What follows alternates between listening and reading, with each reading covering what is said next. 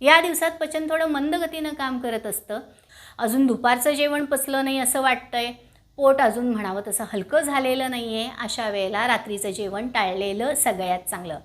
या दिवसातला एकंदरीत सगळ्या वातावरणाचा अभ्यास आपल्या पूर्वजांनी अगदी व्यवस्थित केलेला होता आणि म्हणूनच त्यांनी या दिवसात ठिकठिकाणी उपासाची योजना किंवा उपासाचं बंधन किंवा नियम घालून दिलेत.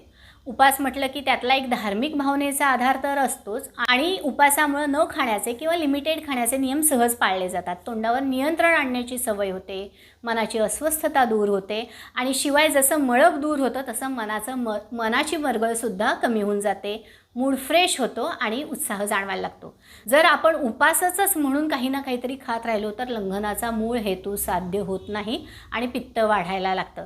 बऱ्याच वेळेला अपचनाचे राहिलेले अंश किंवा असंच बरंच जुनं झालेलं अपचन, ज्याला आयुर्वेदात आम असा शब्द आहे, तो जर शरीरात साठत गेला तर त्याचे पूर्ण शरीरावरच दुष्परिणाम दिसायला लागतात. म्हणून हा साठलेला आम पचवून टाकण्यासाठी, पेंडिंग राहिलेलं पचनाचं काम पूर्ण करण्यासाठी आपल्याला डायजेस्टिव्ह सिस्टीमला थोडी विश्रांती देणं गरजेचं आहे.